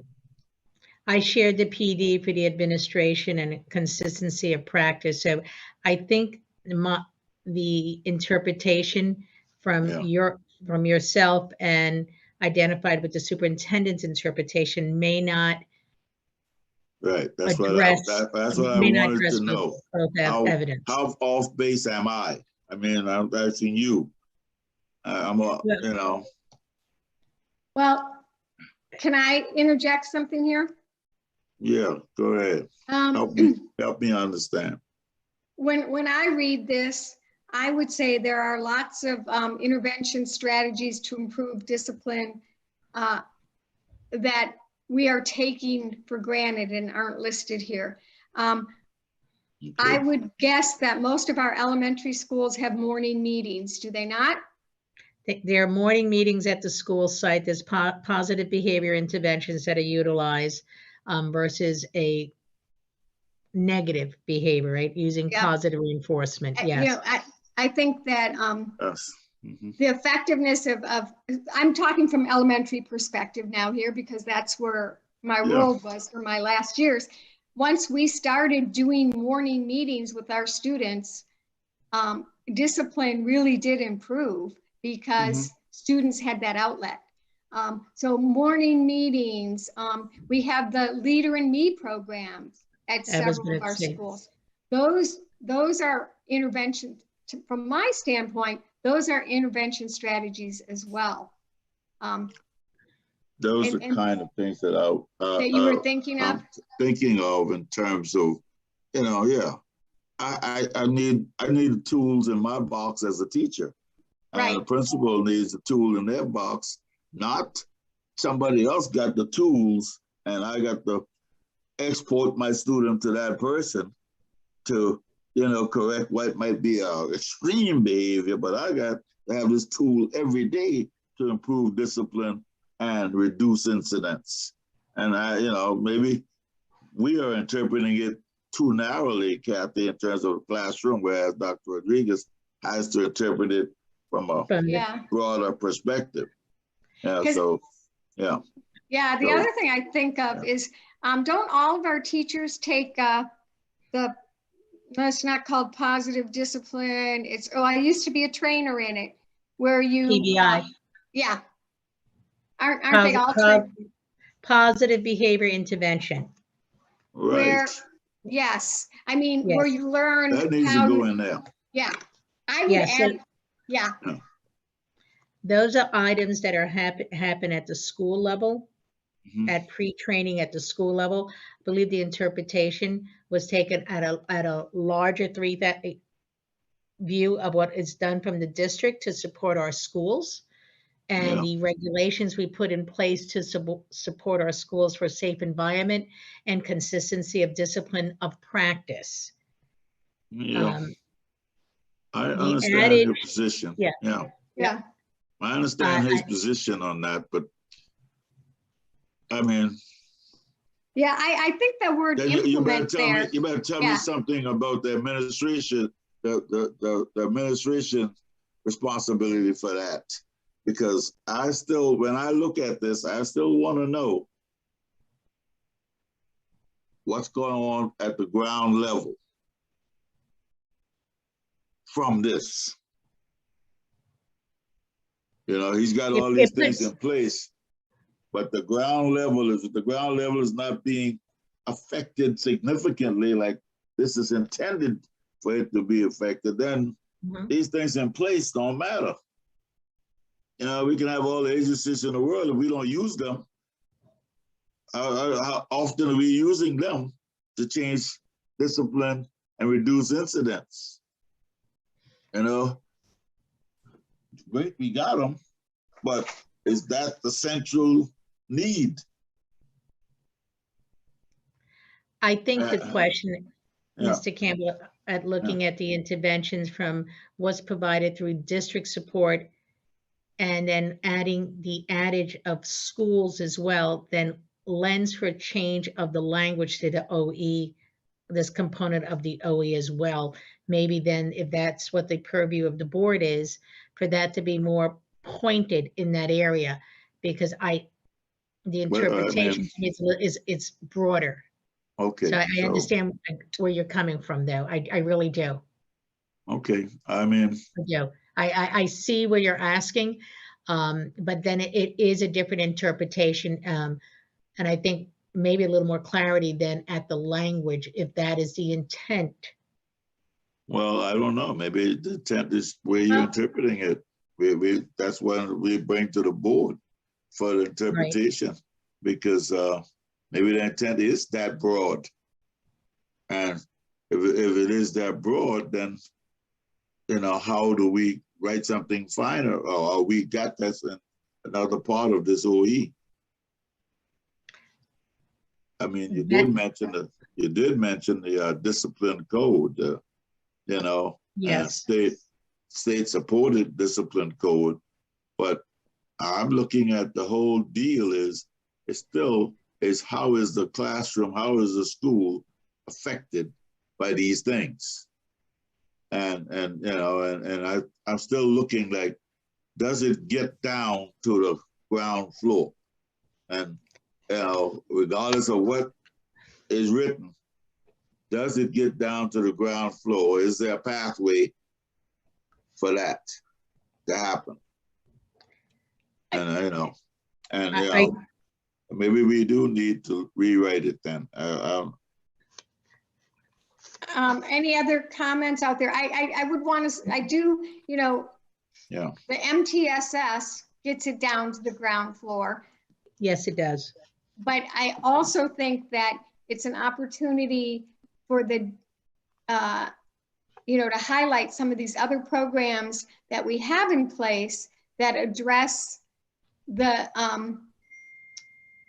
behavior to improve discipline within our schools that are actually, you know, like Mel said, happening in the classroom. Because I think we have lots of things there.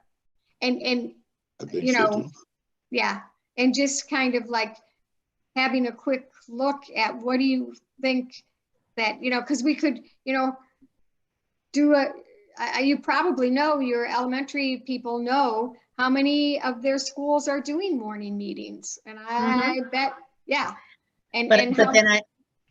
so I would ask then for a broader language. And I know this is only one segment of a series of OEs in this packet. So if we'd like a deeper dive, deeper into the school site, may I suggest that the other OEs that meet the interpretation, we take a look at that and we pull the 13.7 out. Sure, because I think the others are all, see, and that's just what I was going to say. The others are all at a different level. Right. 13.1, you know, appropriately involve teachers, administrators in developing the discipline policy. That was done, right? Ensure that teachers, students, and parents are informed. You have all that data. And how do we inform everyone of it, right? Yes, ma'am. Ensure that all policies regarding are enforced consistently using reasonable judgment. I heard that you're monitoring student data, that you've done training in. It's all something about the students. It's got to be on the ground floor. I mean, that's what I'm thinking. I'm thinking the same thing about 13.7. Yeah. Okay. So let's just pull that one out and say, so we've done 13.2 to 13.6. And then the 1 through 5, I mean, the ones on the bottom, which are this Yes, ma'am. shall not. Angela, did you have any comments? I don't. Anybody else have a hand up? I don't see one. Okay. May I ask regarding 13.7? So what I can look to define or additionally, beyond leader and me, and I know the schools do, many of the schools do morning huddles. Mhm. And And you got a couple of things in there that you need to keep in Right. there. The Right. men of distinction. Mm-hmm. That's something that, I mean, it can be written more than just what that is, but that can be some type of mentoring program. Well, that's Yeah. That's So just, yeah, that's made to improve discipline and reduce incidents. right. Things like that is what I'm looking to see there. Uh-huh. Yeah. So I'll look at beyond the huddle that we know in leader and me, that those are in some of the basics, but additional unique interventions that are being done at schools. I could have that, Right. those characteristics listed as well. Yeah, Okay. I think that more, I agree with Mel that to Okay. me, implementing intervention strategies, those Okay. intervention strategies are the grounded ones. That's what, that would be what we'd be looking for. Okay, Okay. so do we have a motion to place OE 13.2 to 13.6 on the consent agenda? I move that we support the initiative. Yes. 13.2 to 13.6. Those were the Yeah. ones that were presented today, right? Right. Yes, I second that. Okay, all in favor? Aye. Aye. Okay, 3-0. Okay, so it's coming to the close of our meeting. So, Williams hands, I'm sorry, Kathy, Williams hands up. okay. Mr. Smith? I did notice that y'all made some asked for some changes to be done. I'm sure they're going to be done, but I think that this would possibly be a good update for the full board to understand this OE versus just putting it on the consent agenda. However, I do have concern, and I was trying to make that known before y'all put it on the consent agenda. But thank you. Okay, well, thank you for your input. You're welcome. The part that we have questions on, that this committee had questions It's not on on, the consent is agenda. not on the consent agenda. It's coming back. So everything else we felt was appropriate. So only 13.2 through 13.6 will be on the consent agenda. 13.7 is going to be updated. Dr. Stratos is going to update that. Is that, That's correct. Correct? Okay. Yes. And we'll bring that back to our next meeting. So, Right. on the other thing that we did not get to on our agenda, I knew we had a very aggressive agenda, assertive agenda for today, are 14.3 and 14.4. So I am wondering if we can have another meeting in November, and I was looking at, I think it was, You had November 17th at 4:30. Does that work? Yeah, this meeting is really the October meeting now. It is. Kathy. Yes, it is. I know. Yeah. So November 17th is good for me. Okay. Mel, good for you? What day is that, Wednesday? Wednesday. Yeah, it's good. Okay. So on that agenda, we will have 13.7. Yeah. 14.3 and 14.4, which are already loaded in board docs. And according to my notes, in November, we had 3 parts, 12.2, which is 12.2, base instruction on academic standards that meet or exceed state and or nationally recognized models. Okay. 12.4, effectively measure each student's progress toward achieving or exceeding the standards. And 12.8, ensure that all instructional programs, including both content and practice, are regularly evaluated and modified as necessary. Dr. Stratus, which ones of those can you, I feel like we've kind of done the 14.2 when we talked about 14.3. I thought we talked about how we went above the state standards. Did we not? Yes, some of the OEs get to be repetitive. I mean that with the greatest respect. Yeah. I have it in my hand. We have done 14.2. Yeah, we have. Oh, this is 14. This is 14, not 12. Sorry. Yeah. 12. Let me pull my government book. I have it in front of me. Give me one moment. But we still scheduled to 14. Yeah, I'm sorry. We've done 12.3, 12.9, 12.13. You're saying 14, we should be doing 14.3 and 14.4 because we've already done 14.2. Right. And you meant to say 12.2. I meant to say correct? 12. Yeah. Got you. Yeah. 12.2. We did 12.3, and I don't have that one sitting right in front of me. Right, because 14 should be completed. Yes. That will be completed. Right. So it's 12. Let me go to 12. 12 I have identified is 12.4, 12, effectively measure each student's progress towards achieving or exceeding the standards. Yeah. 12.8, ensure that all instructional programs, including both content and practice, are regularly evaluated. And that was it for November. Although I also had 12.2. So do I. Base instruction on academic standards that meet or exceed state and or nationally recognized. They are. Like, didn't you already present on like the IB, that Cambridge, that kind of stuff? Wasn't that in one of the I did provide presentations? that in our instructional program of 12.1. Has those components in it? The answer to that was yes.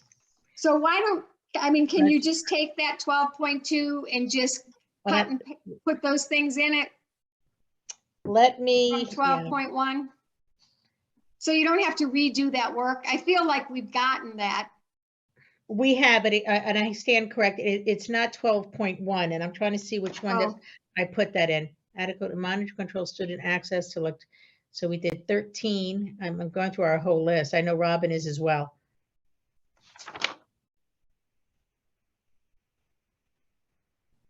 We did 12.9, 12.13, which was the alignment of curriculum. In that I presented our provision for IB. Cambridge was in there. Okay, that's where it was. Yeah. So yes, I would just take 12.3. I would just take that stuff out and kind of put it in there, because aren't those the things that exceed the state or are nationally recognized models? Right? Or even just bullet points in terms of what nationally, I'm trying to make it so you don't have to recreate something, because that one to me is, it's kind of a check. It's kind of like, this is what we offer. Checklist of your accelerated programs, including gifted and talented. Yeah, what do you think, Mel? How do you read it? Yeah, I mean, like she said, it's a lot of stuff that's repetitive. Yeah. So, I mean. This KKK costume worn by a student at Pittsburgh High School on Wednesday has been copied. No. Who's that?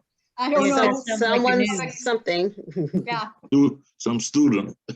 Yeah, in Pittsburgh, I think. So Dr. Stratus, are you okay with that then? I am. And if we recognize that when you look at 12.11 and 12, we actually kind of did that tonight through the textbook adoption.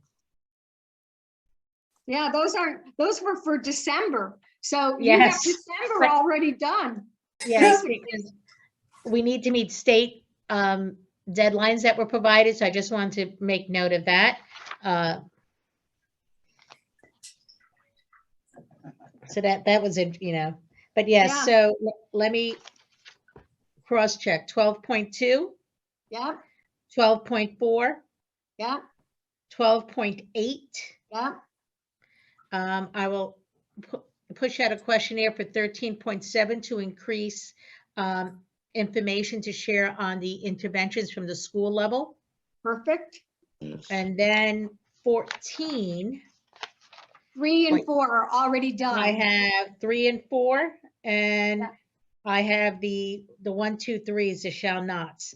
So that'll just be evidence of practice. So yes. Yep. Right. And that's done. You don't, that doesn't require Yeah, any more work. those are done with the exception And no of the changes. Okay. All right, so we're right, well, good. Yeah, thanks for hanging in here, guys. I'm sorry we had the technical glitches at the I beginning. appreciate you. Sorry. Sorry. 17th, It's a carryover from last night's board meeting. yeah. Robin, you were reading my There we mind. go. The What time? 17th, What time? 4:30. Okay. All Thank right. See you. Y'all Thank have a you, good- everyone. Have a good Have a evening. good one. Thank you. Bye. Bye. Thank Bye. you.